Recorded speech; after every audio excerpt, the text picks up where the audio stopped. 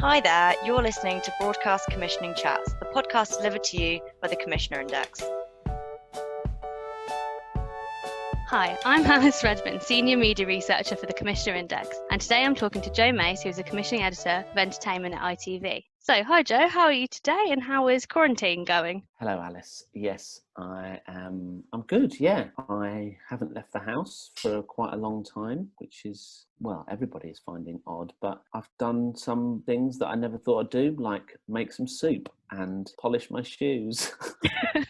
Having a productive time. Yeah. Cool. So I was wondering if you could give me kind of an overview of what entertainment at ITV is all about to get us started. So ITV Entertainment is our job is to entertain as many people as possible at all times. So we are always aiming at the broadest audience. That doesn't matter if it's on, a digital channel or on the main channel, whether it's daytime or prime time. Always our aim is to reach the broadest possible audience. And we have some of the biggest entertainment shows in the country, and we're very, very proud of them. And we love to be able to give our audience, a combination of original but familiar, funny, warm, uplifting, brilliantly made, with some of the best talent in the business. And what is the kind of difference in what you're looking for ITV versus what you're looking for, say, ITV2? Well, ITV main channel is family, so we are always looking for shows that can capture the imagination of kids, adults, older people, ideally all three at the same time.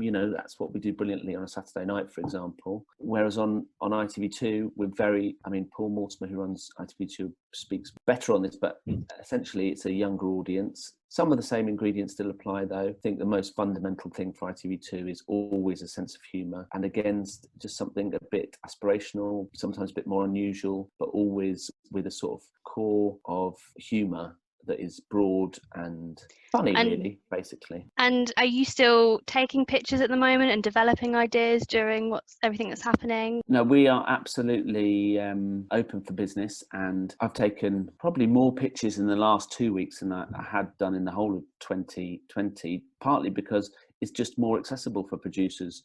We've got more time, essentially. We're not travelling between meetings, we're not caught up necessarily in more corporate stuff, so we can do lots of meetings. It's been back to back, which is brilliant, and we're forever grateful to producers for thinking of us. And we're always in conversation with small producers, medium producers, big ones, about what we want. And obviously in this unusual and testing time, it's been very difficult for some producers, really, really difficult, and it's heartbreaking. Hopefully we can still offer them an opportunity to get a commission on ITV in the next 3, 6, 9, 12 months, adapting meanwhile to what is possible, both practically and financially. But yeah, lots of pitches. And are you looking for any sort of coronavirus friendly pitches, things that can be made while we are in lockdown? I think our feeling is we want to keep our entertainment schedule anyway as escapist as possible for as long as possible. We'll leave some of that fast turnaround, reflective stuff to maybe factual or current affairs, which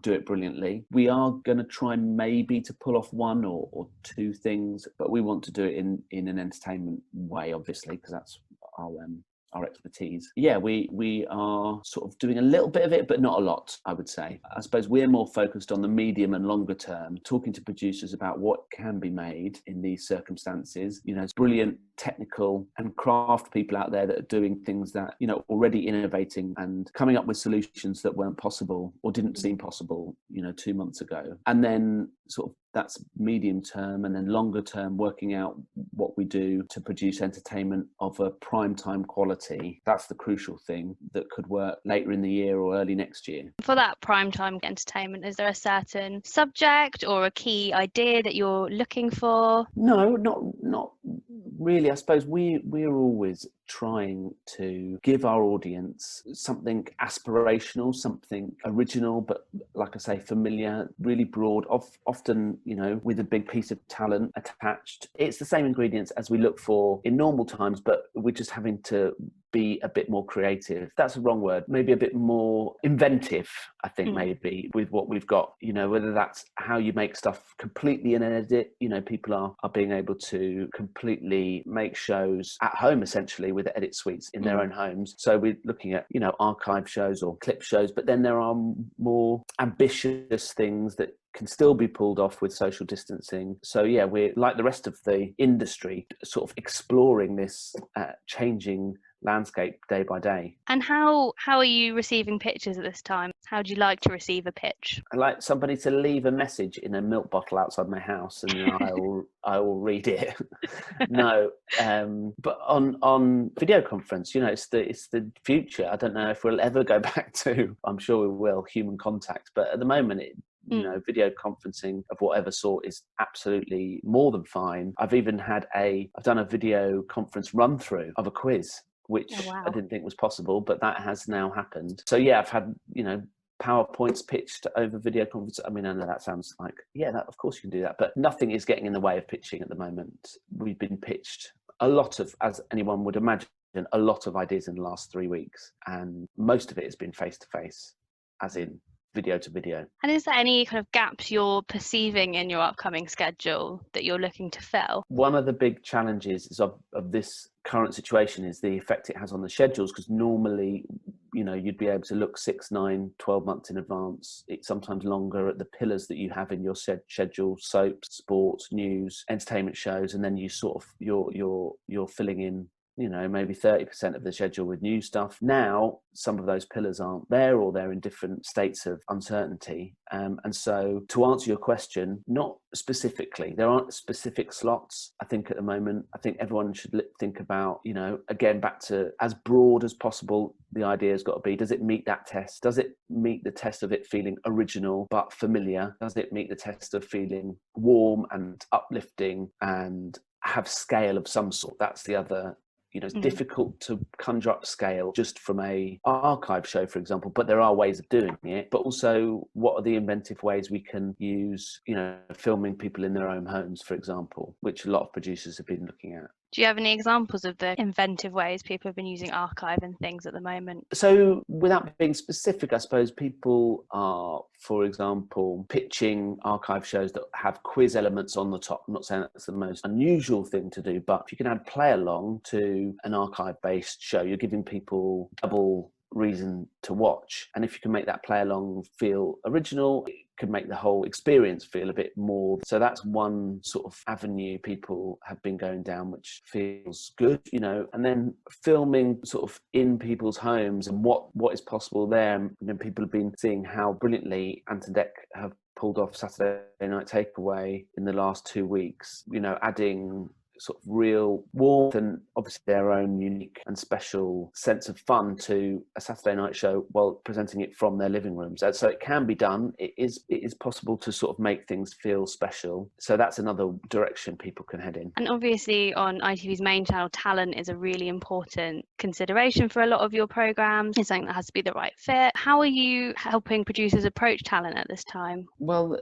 we are always talking to talent. I suppose at the moment it just feels, there's a lot of goodwill out there. Big talent are wanting to do things to say thank you in lots of different ways, but it's just making sure we are careful and use people in the right way at the right time for the right shows. From producers' point of view, it's always, I think, best for us usually to do things together rather than them to go out and forage. Unless they've got long-standing existing relationships, go and forage for talent, because we can do it together if we think the project's right. Obviously, this is a really hard time for producers at the moment. What advice would you give to people listening? That's a good question. I think when you're thinking of ideas, I'd always try and put yourself in the shoes or on the sofa of viewers and imagine whatever it is that you're thinking of being on in 5 million, 7 million homes. We are always trying to reach this really broad audience, and sometimes people can tend to think of ideas that feel a bit small, or nothing wrong with that. But my tip would be always be ambitious, whether it's in the making or in the sort of in the idea. And you don't need to spend weeks on it. You can drop me or any of the team an email. We're really quick. We like to think, we give quick decisions, not going to be hanging around to find out whether it's working or not. And we can give you a quick sense of whether it's going in the right direction.